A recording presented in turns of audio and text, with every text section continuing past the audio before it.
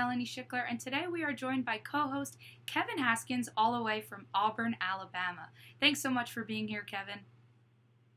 Great to be here. Let's get started. All right, on that note, we'll jump right into it with pick number 6 and 5, both being big milestones in the NHL by two future Hall of Famers. For pick number 6, it's Patrick Kane's 1,000th point on an assist last night against the Winnipeg Jets. Kev, let's take a look at this. Let's dive into it. Haskins keeping it alive. Kane down low. Centered it. Touch pass. There's 1,000 points for Patrick Kane. Solid score from Carpenter, and Kane started it. And look at the mob scene. The bench is going to empty. Patrick Kane surrounded by teammates, leaping in joy. Look at this. Patrick Kane is clearly a dominant player for Chicago, and the Blackhawks should be lucky to have him.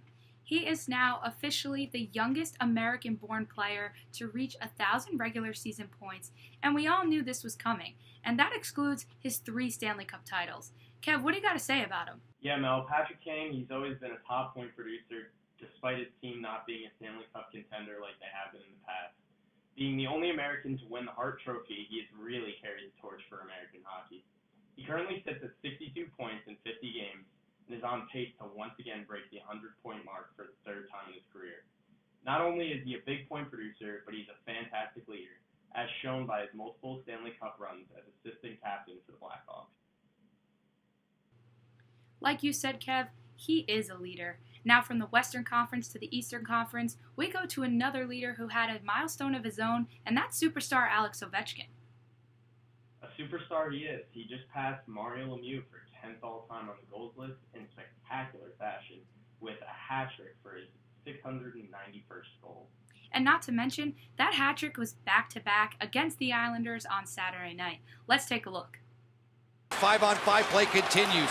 Ovechkin rumbling down the wing. Ovechkin curling drag on the backhand. Score! Move over, Mario! If Ovechkin keeps up his surge of goal scoring recently, he'll continue to pass everyone on this elite list of goal scorers. Look, everyone knows his specialty slap shot on the power play, and teams can prepare all they want, but it's unstoppable. Ovechkin has been a world-class player for a long time and is easily the greatest goal scorer of our generation, and is definitely in the conversation for greatest goal scorer of all time with his deadly slap shot from the left circle. He is just 202 goals behind Wayne Gretzky for most all time, and with the pace he is scoring at and no regression in sight, I would not be surprised if he one day passed Gretzky. For pick number 4, we have to discuss the scandal in the MLB that came out this week. As many of you might know, the Astros were caught cheating in the 2017 World Series against the Dodgers. So what they did was they set up cameras in center field only when they were at home in Houston, so that they could study and relay to their players what the pitch was going to be when Houston was in the batter's box. And the coaches then were able to tell the players only when it was a breaking ball by banging on the trash can in the dugout. Now, Kev, you know a lot about this, so do I, but I want to hear what you have to say. First, I have a couple questions. Why is this all coming out 3 years later? And do you think it's fair for the Astros to keep their championship rings? It's hard to say why this is all coming out just now because the evidence of their cheating is pretty glaring, but better late than never to catch these cheaters.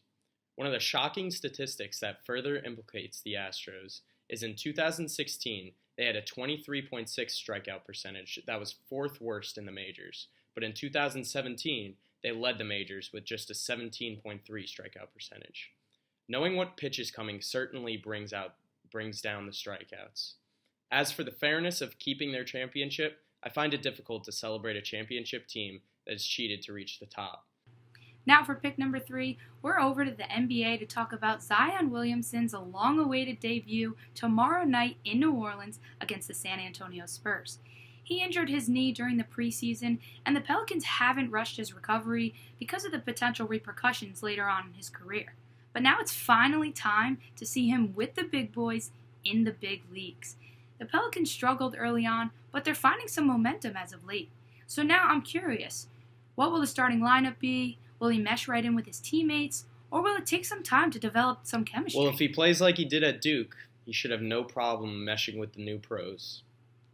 He doesn't have R.J. Barrett at his disposal, but he has plenty of weapons in Lonzo Ball, Drew Holiday, and fellow Duke players J.J. Redick and Brandon Ingram. This will also alleviate some of the pressure on these guys because they can dump the ball to him in the paint. And for the last two picks, how can we forget the NFC and AFC championship games yesterday? Let's start with the NFC, the Green Bay Packers versus the San Francisco 49ers. Look, this one was really disappointing, I'm not going to lie. 37-20 doesn't seem like that bad of a score, but it was not a fun game to watch. Kevin, what do you think? Did you watch this one? Watched it from start to finish, Mel, and it was definitely a disappointing game. The poor play of the Packers was definitely because of the stellar defense of the 49ers and the high-powered offense Kyle Shanahan has constructed. I think it's pretty fair to say that the 49ers dominated the Packers, especially in the first half. To shut out a veteran quarterback like Aaron Rodgers and hold him and the team to not a single scoring play is a huge deal.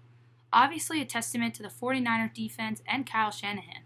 Now for offense, Jimmy G was almost a spectator in this game, having only 77 passing yards.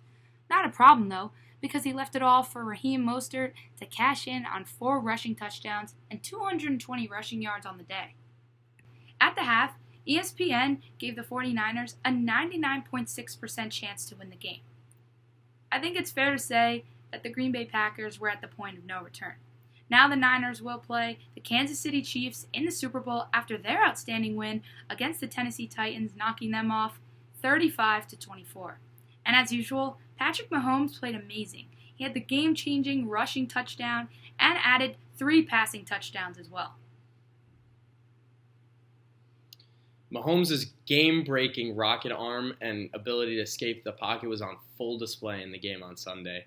His ability to escape the pocket and get away from pressure is incredible, which is exactly why he ran down the sideline for the touchdown, putting the Chiefs in the lead for good. Mahomes threw for just under 300 yards, and he even led the team in rushing yards with 53. The 27-yard touchdown put him just past Damian Williams, who had 17 carries for 45 yards. On the receiving end, Sammy Watkins had 114 yards with only 7 receptions and a great 60-yard catch for a touchdown. All right, Kev, here is the question of the hour.